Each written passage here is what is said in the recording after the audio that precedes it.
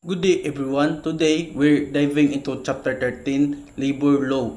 This is a critical topic for those in the tourism and hospitality industry where labor issues are frequent and impactful. Let's begin with a powerful quote from Abraham Maslow. A motivated worker will be a productive worker. This reminds us of the importance of a fair and empowering workplace. Outline. Here's a quick outline of our discussion today. Learning objectives, the Hotel Mafia case. Constitutional labor provisions, classification of employees, employee benefits, termination and due process, workplace harassment and discrimination, base labor practices, and finally, our conclusion.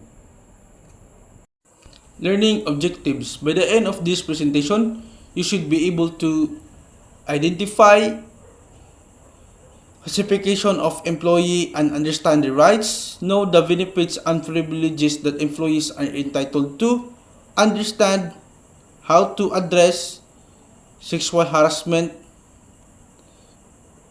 in the workplace, recognize best human resource practices specific to the tourism industry, apply labor law principles using real-life case studies.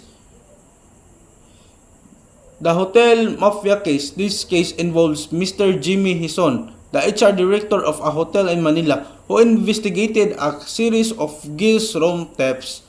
A sting operation caught a room attendant, Henry Calixto, entering a room through an unlocked balcony.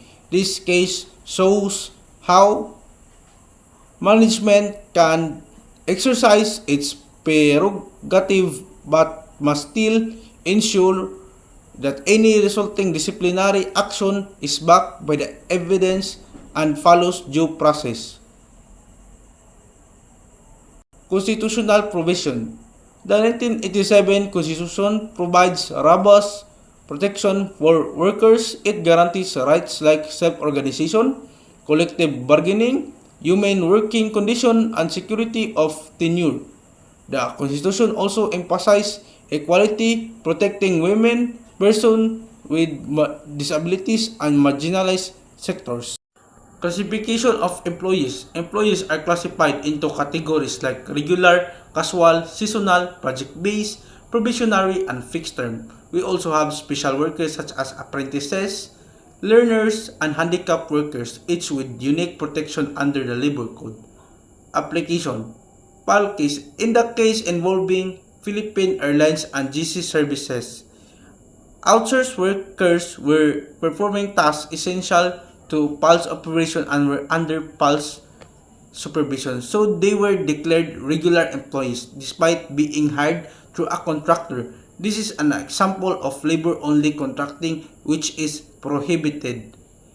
Employee benefits and privileges. Workers are entitled to a wide range of benefits: minimum wage, service charges, SSS, PhilHealth, maternity and paternity leaves, and more.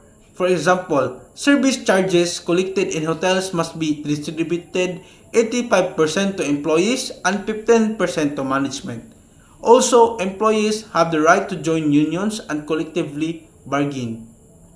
Termination and due process.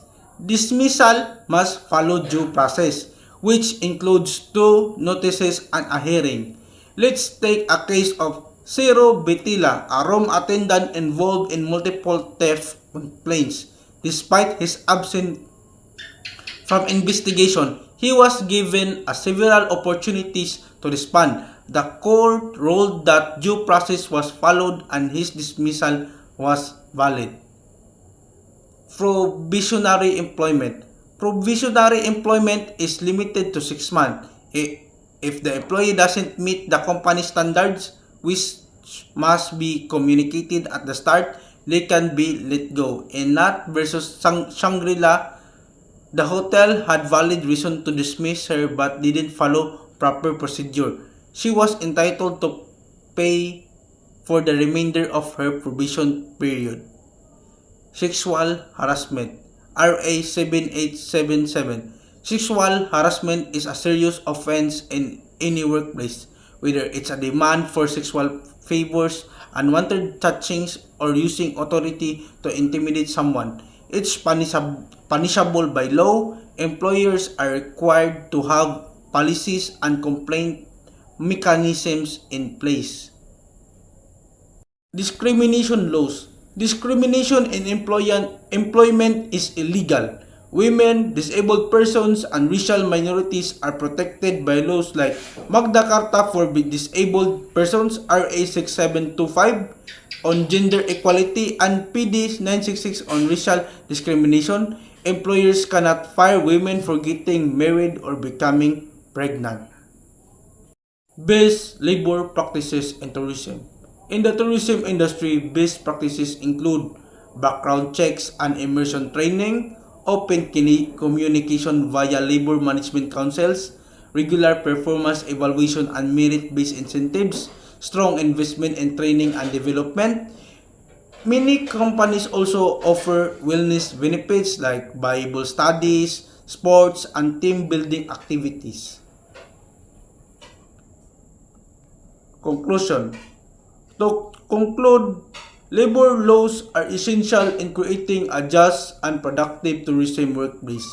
Knowing the law helps protect not only the employees but also the reputation and long-term success of tourism businesses.